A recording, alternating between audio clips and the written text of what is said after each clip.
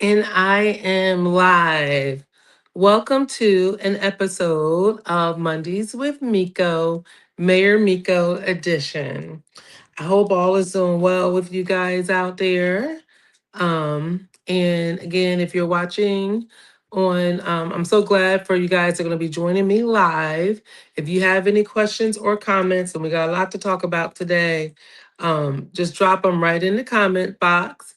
And if you are watching it on replay, I appreciate that.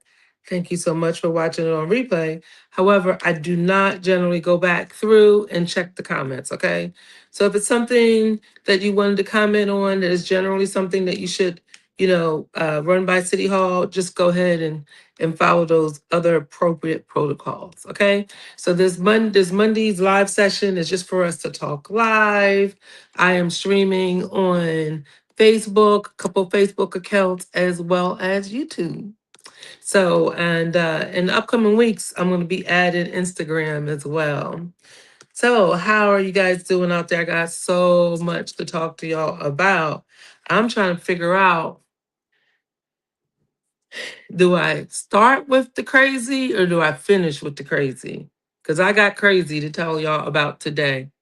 I mean, absolutely insane crazy. Um, where did I start, y'all? Start crazy, finish crazy. Start crazy, finish crazy. I think I'm gonna finish crazy, but here's the crazy thing. A lot of people don't listen to the end. Not at all. Um, but I think I'm gonna finish with the crazy. And I'm calling it crazy because it involves our rights as citizens of Mullins. And to me, in 2026, for this to even be a topic of discussion is absolutely insane, but it is. So, but let's go ahead and get down to business. I'm going to talk about kind of what I'm getting the most phone calls on right now, and that is indeed, y'all, the debris, the issue with the debris in the city. So I talked about it at the city council meeting last week. Essentially, what happened to catch everybody up to speed at Mullins is our debris truck broke down. And we had two. One broke down and the other engine is gone. So that means that we have no way to pick up debris. The we did buy a new truck. Well, new to us. So we bought a new to us truck that has been received and is going to the welder actually tomorrow morning to connect the dump truck part up with the truck itself. And then once that's done, then our public works department can go around and pick up all the debris. And so debris is leaves and trees um and furniture and all that stuff that is sitting on the curb. It is disturbing to me, and I know it's disturbing to you. But I want to take this opportunity. If you guys are hearing this and you drive around and you see this stuff, just a couple of reminders. I see people still have cardboard boxes on the corners, on the curbs. The debris truck is not picking up cardboard boxes anymore. You take your cardboard boxes and you break them down and you put them in your regular trash bags, okay? Your not trash bags, trash cans. And if you would like another trash can, then all you have to do is contact City Hall. All right. And if for some reason you contact City Hall and you're not able to get a response, my extension is extension 7. I do check every message. I do follow up on every message and I get it to the appropriate department. Okay. So, but call the right extension first. But if you are unable to reach who you need to reach through extension 7, then please contact me. Right. So, trash. Debris is everywhere. The truck is broke. We bought a new truck. It's being put together. All right. So if you have like TVs and couches and that kind of stuff to put out, we're used to just putting it on the curb. However, remember, we had budget cuts back in June. And with those budget cuts, you have to call in. So if you have a couch that you want to throw away, please call in, and then the front desk will let you know when you could put your couch out or anything of that matter. right? So large debris, it needs to be called in. And the cardboard boxes, fold them up, put them in a trash can. All right. So that's that on that. Again, I apologize for everybody's inconvenience. I know it is horrible for us to deal with, and we need long-term solutions in place. We definitely need long-term solutions in place. And we got to find a way to get there. I'm gonna just leave it at that right now. Um, Code enforcement, right? So in general, hello, hey Jessica. In general, when we talk about all of these things, debris, trash laying around, people having excess cars in their driveways, people letting grass grow too high, all of those things are violations of code. Now, what we need to do is we can assess fines for code violations every 5 days. Right now, this is not something that's been done kind of in mass and in the city until we're going to have to do it. Because in order for us to do the other things that we want to do in our city, housing, economic development, we're going to need to clean up kind of what we got going on. All right. So more will be coming of that. But please, there's ordinances that describe how many cars you can have. We also are working, well, I was looking at kind of the list of ordinances that are pending. There's a pending ordinance right now in police to deal with dogs, the number of dogs and things like that.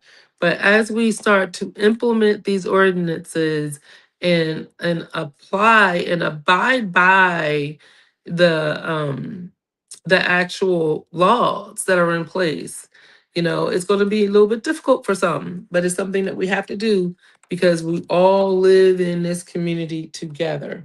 All right. So to recap, please stick with me. Please stick with me. I have something of very, very importance to share with you guys before the end of this live, okay? Um, so that was the deal on the debris. Hopefully the truck will be together and we'll be out picking up debris in about another maybe 2 weeks, y'all. Hopefully it's a week, but it may be 2 weeks. Now we have a program coming up, City of Mullins Citywide Cleanup Day. All right, so the citywide cleanup day, let's see, it's been, I'm seeing them empty still waiting for this camper. Oh, Daphnia, what camper? You can either, I hate to put it out there in the general comments, but inbox me. They're living here. Let me see what they're doing with the waste. What? Oh, okay. I hope I'm saying your name right. Daphnia, do me a favor. Please either call me and leave me a message at City Hall tomorrow. Um, I have a busy day tomorrow, but I will definitely get to the bottom of that and find out what's going on with that. Okay.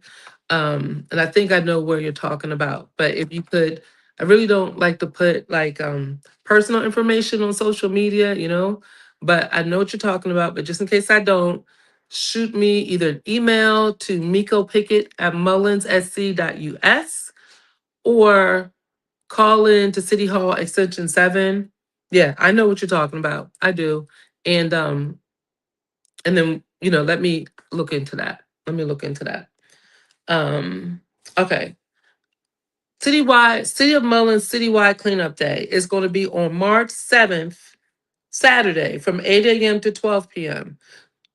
Yeah, 8 a.m. to 12 p.m. We're going to meet at OBS, and this program is being organized by Councilwoman Terry Davis, District 3, but she's doing it for the entire city.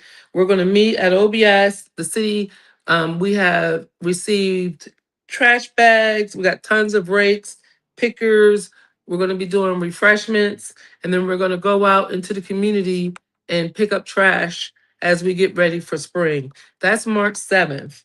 Um, Also, the folks are talking about doing a citywide yard sale. What do you think about that? So after we do the cleanup on March 7th, where we pick up trash and things like that, what do you guys think about doing a citywide yard sale where we advertise, spring break, spring cleaning, everybody can get stuff out of their house that they're not using, and then we can create a big thing and hopefully people will come and buy stuff at our yard sale. Let me know what you think about that in the chat. If you're just joining, please stick around. I have something very important to tell everybody about before I end my live today, and it involves our voting rights. So it's very, very important. Um, okay, so that's 3-7. On March 2nd, I'm having another conversation with the mayor. These are my version of town halls. So when you come to the city council meetings, you have to be on the agenda in order to um, ask a question, and then it's really no dialogue. It's not really asking a question. You can make a presentation to council.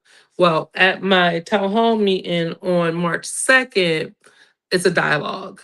I will come prepared with an update of terms of what's going on in the city, but you can dialogue, we can ask questions back and forth, right? You can ask me questions, I can answer your questions if I don't know the answer, because remember, I'm your advocate. As your mayor, I'm your advocate, right? So if I don't know the question, answer to the question, then I can go and get the answer to the question. However, with our form of government, I cannot direct city staff, right? So, I may have things that I would do a certain way based on my corporate background, but I cannot do that. What I can do with our form of government is just advocate, right? So that's on March 2nd. I want to talk about housing, right? So, and I didn't talk about it at this last city council meeting, um, but it's a major focus. It has always been for me. It was before I was elected, and it is still a major focus because the city of Mullins, has a housing crisis. We do not have enough housing to support the people who live here or want to stay in Mullins, right? So, my very first month in office, I presented a workforce development program in which we would have been already breaking ground right now if city council would have voted on it. And that would have been to bring workforce housing. I did say workforce development. I didn't mean workforce development. I meant workforce housing, to bring workforce housing to the city of Mullins. And those houses, 2 bedrooms, 2 baths, they would have been $600 a month brand new. So we have an opportunity to have housing and new housing, right? But we need to have a city council that's working together and that's on the same page. So we need to get to that. We definitely need to get to that point because housing is definitely important. And there's ways that we can make that happen in the city. So, but stay tuned on that. We have 200 properties that are building. Okay, let me see. I'm gonna see what you're talking about, Daphne. That we have 200 housings that the building official has said are abandoned or condemned at this point. So that's a problem. That's a problem. There's going to be a meeting at City Hall. Let me see if I have a banner here. There's going to be a meeting at City Hall on Thursday at 3 p.m. And this meeting is going to discuss condemnation. But before I get to condemnation, let me back up a little bit. Of those 200 homes, we already have the funding to tear down 26 homes. So 26 homes will be coming down really, really soon. We just got word from the project manager that the asbestos came back on 13 of the homes and they don't have asbestos. So because of that, then the next thing is going to be they don't have asbestos, so they can be torn down. And what they like to do, saying that it's not like a specialty skill just to tear down the house without asbestos.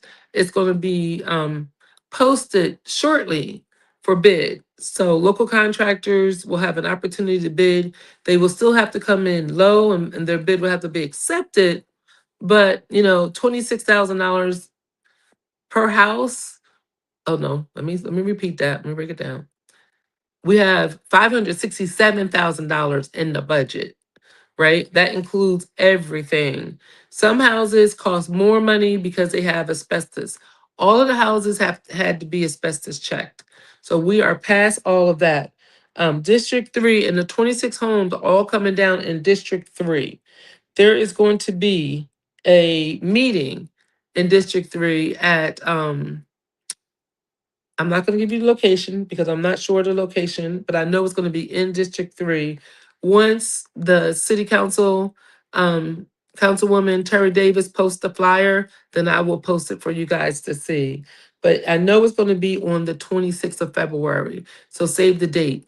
Because those homes are coming down in your district, she is making sure that she does a town hall to explain exactly what it's going to look like. Now, for those homes that are coming down in the next couple months, the owners do get to keep those properties. So those properties the houses will be torn down, the properties will be graded, and the owners will get to keep those homes. So hopefully they will build new homes on that. All right.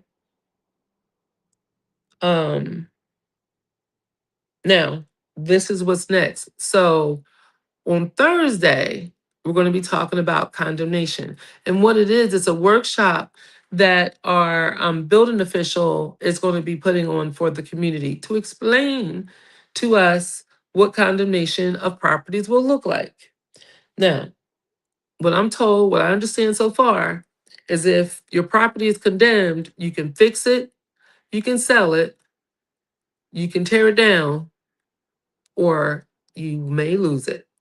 And if you refuse to do any of those things, if your property is condemned and you refuse to do any of those things and you end up losing the property, you will not, the city cannot take your property. We will have to escheat the value of your property to the county, right? So we'll buy it.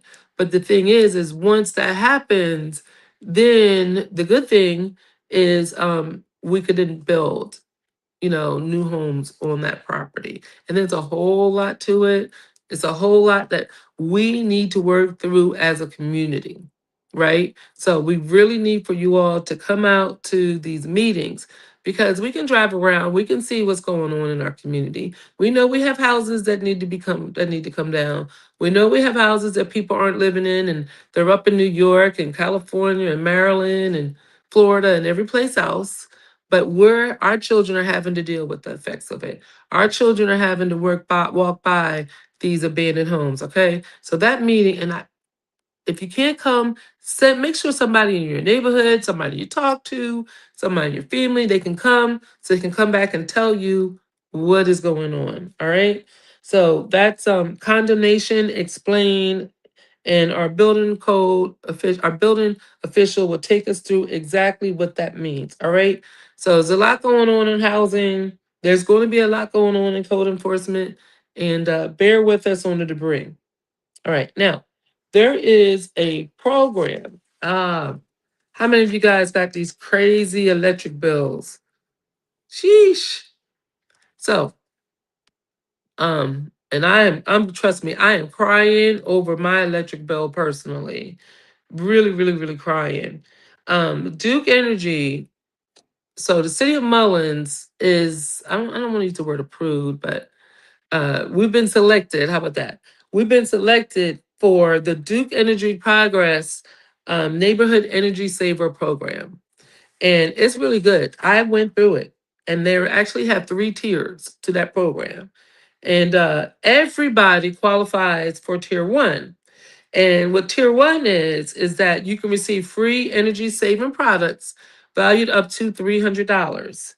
Energy efficient light bulbs, shower heads and aerators, water heater wraps, caulking and weather stripping of the door sweeps, AC heating and system filters, power strips.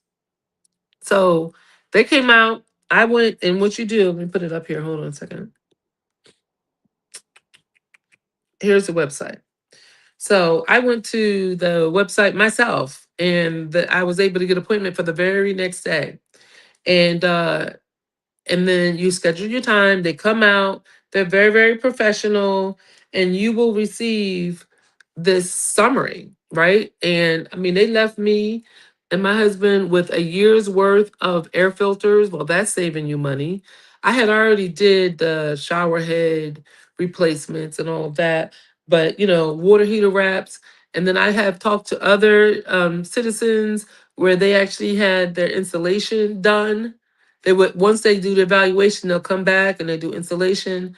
They put a thermometer over my light fixture in a back room so I can see the temperature of the house in the back room and things like that. So they leave you power strips. It's a very good program, and I highly recommend that everybody in the city of Mullins does it. Okay, so you just go to that website.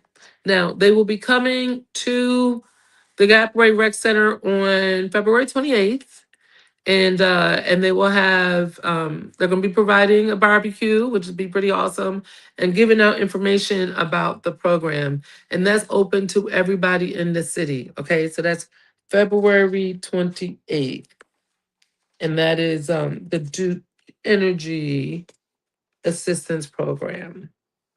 All right, let me just check and see what I have covered so far, and then if nothing else. Yeah, we got a lot of stuff going on, but there's a lot more Mondays I can talk to you guys about things.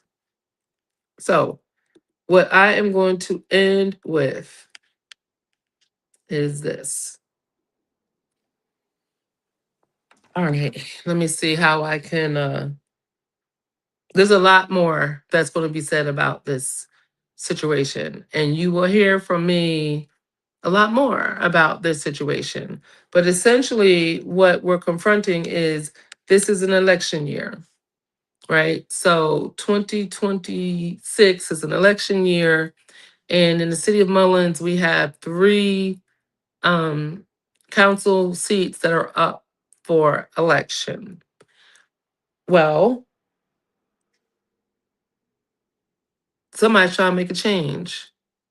They're trying to change our elections to be from, instead of being in November, they want to move them until April. And I'm saying somebody because I need to get all my ducks in a row before I start naming names. Um, but they want to move the elections from November until April. So what will that mean? Basically, our elections have been in November for at least 28 years. So for 28 years, the city of Mullins has elected city council and mayors in November. So yes, there's an ordinance that has April as the election season. However, we have been going to the polls in November for 28 consistent years. So to change it now would mean to change an election during election season, which I have a major problem with, especially doing it without the involvement of the citizens of Mullins and the will of people. I got a major, major, major problem with that.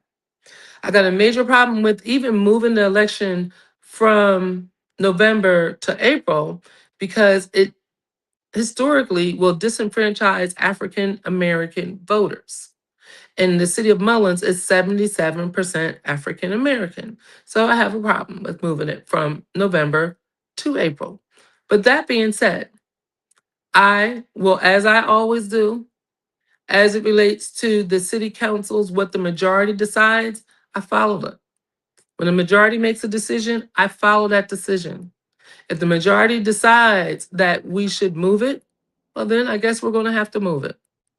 But the way this is being done without even involving city council or the majority. And I have an issue with that. I have an issue with, I was elected for 4 years, not 4 years and 5 months. I have an issue with being able to extend our terms. That's not ethical, in my opinion.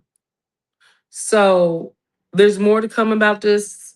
I have really just been notified that this was even a thing about a week ago, Monday, last Monday.